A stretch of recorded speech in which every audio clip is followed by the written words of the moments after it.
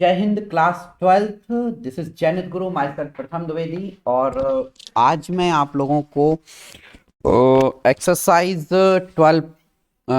10.1 का question number 4 और 5 explain करने वाला हूं।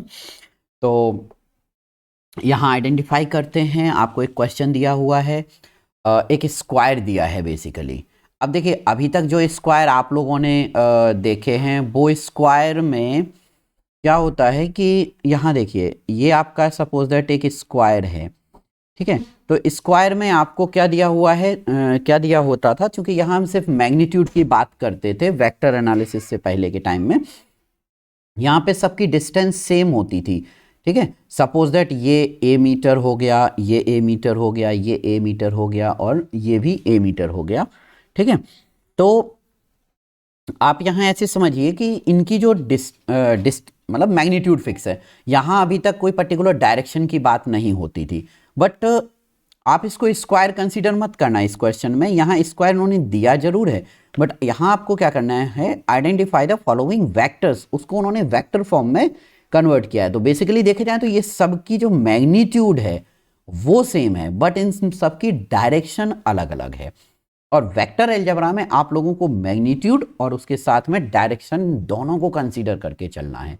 अगर आप लोगों ने इस डायरेक्शन को इग्नोर कर दिया तो आपका कॉन्सेप्ट ही बदल जाएगा। देखिए, ए ये आपका स्क्वायर है, तो यहाँ स्क्वायर की प्रॉपर्टी काम करेंगी, ठीक है। यहाँ स्क्वायर में आज तक आप लोगों ने पढ़ा होगा प्रीवियस क्लास में, जब से आपने मेंसुरेशन पढ़ा है, सरफेस एरिया पढ़े हैं, ये सब इनमें कभी भी आप लोगों ने डायरेक्शन की बात नहीं की है।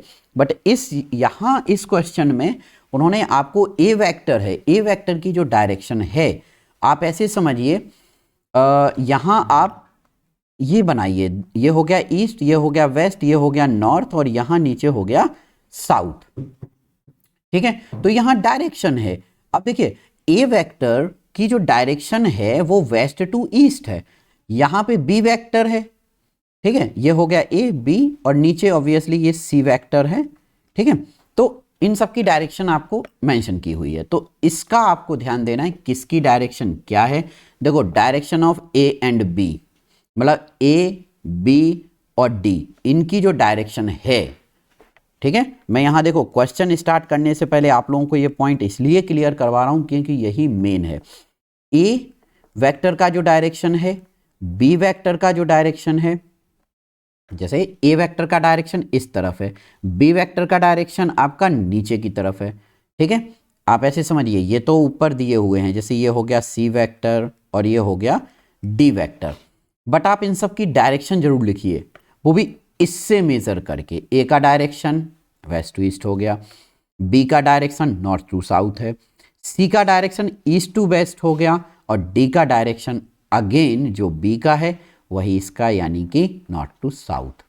तो होप आप लोगों को यहां तक इतना समझ में आ गया होगा। अब हम लोग क्वेश्चन रीड करते हैं कि आपको आइडेंटिफाई द फॉलोइंग वेक्टर। बात करते हैं को इनिशियल की, ठीक है, को इनिशियल वेक्टर।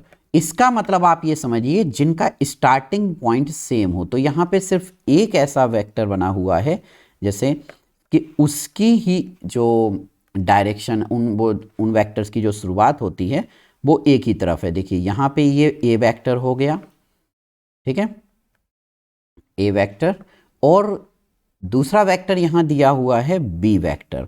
तो जो बी वेक्टर है उसकी डायरेक्शन और उसका मैग्नीट्यूड दोनों इक्वल दिए हुए हैं। जैसे ए वेक्टर है और वी वेक्टर है, मतलब ए एंड डी वेक्टर, इनका जो मैग्नीट्यूड है, चूंकि यहाँ पे मैग्नीट्यूड तो देखिए इन सबका सेम है, सिर्फ डायरेक्शन में चेंज है, उसी की वजह से आपका ये क्वेश्चन है, ठीक है।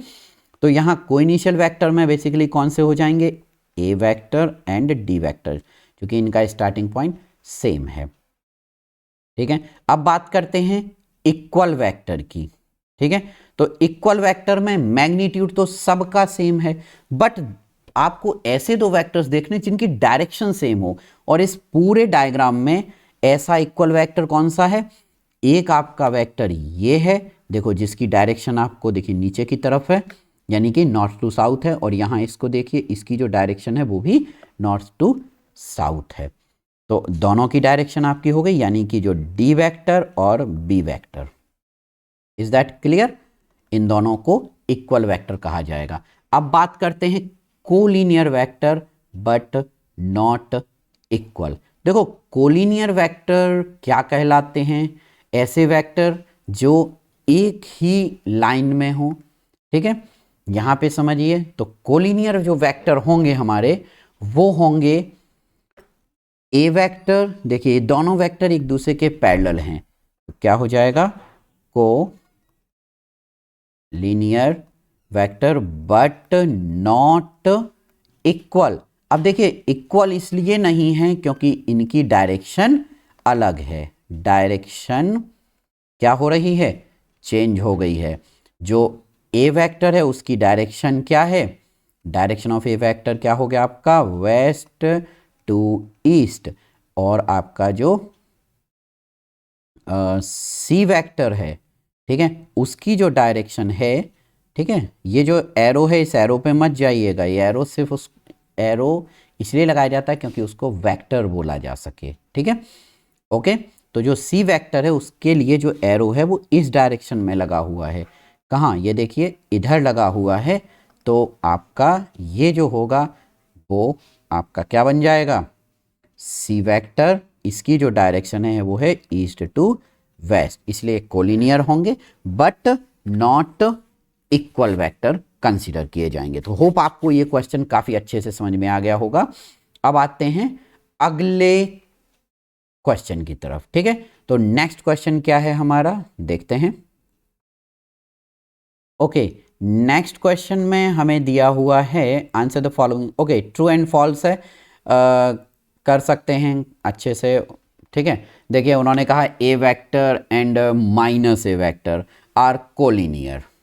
ठीक है, ऑब्वियसली दोनों का एक जो डायरेक्शन है, सिर्फ ये हो गया आपका ए वेक्टर, और इसी वेक्टर को रिवर्स कर दीजिए, उल्टा कर दीजिए।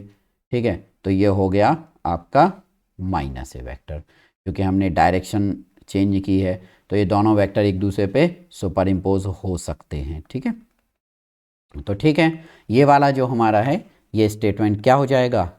ट्रू हो जाएगा। आप बात करते हैं two collinear vectors are always equal in magnitude. ध्यान देखिए, टू कोलिनियर वेक्टर जरूरी नहीं है कि वो मैग्नीट्यूड में इक्वल हों। देखिए कैसे, सपोज दैट एक आपका वेक्टर हो गया ये, ठीक है, ये एक वेक्टर हो गया, और दूसरा जो वेक्टर है वो हम इसी के ऊपर लिए लेते हैं। हमने ये दूसरा वेक्टर ले लिया, बट देखो ये दोनों वेक्टर क्या हैं? कोलिनियर वेक्टर तो हैं, बट क्या मैग्नीट्यूड में इक्वल हैं? नहीं। तो ये क्या हो जाएगा आपका? फॉल्स हो जाएगा। ठीक है, होप समझ गए होंगे आप लोग। अब बात करते हैं टू वेक्टर्स, अब इसकी बात करते हैं। Two vectors having same magnitude are collinear. ठीक है, तो भाई सेम मैग्नीट्यूड है, ठीक है, बट उनकी डायरेक्शन अगर अलग अलग हुई तो क्या वो कोलिनियर कहलाएंगे? नहीं। एक वेक्टर अगर आपका इस डायरेक्शन में चला गया और सेम उतनी ही लेंथ का जो वेक्टर है अगर वो इस डायरेक्शन में चला गया तो क्या ये कोलिनियर होंगे? नहीं होंगे। तो जैसे ये ए वेक्टर हुआ, ये बी वेक्टर हो गया, यहाँ पे सेम मैग्नीट्यूड बट ऑपोजिट, या फिर आप ऐसे समझ सकते हैं डिफरेंट डायरेक्शन। तो ये क्या कोलिनियर होंगे?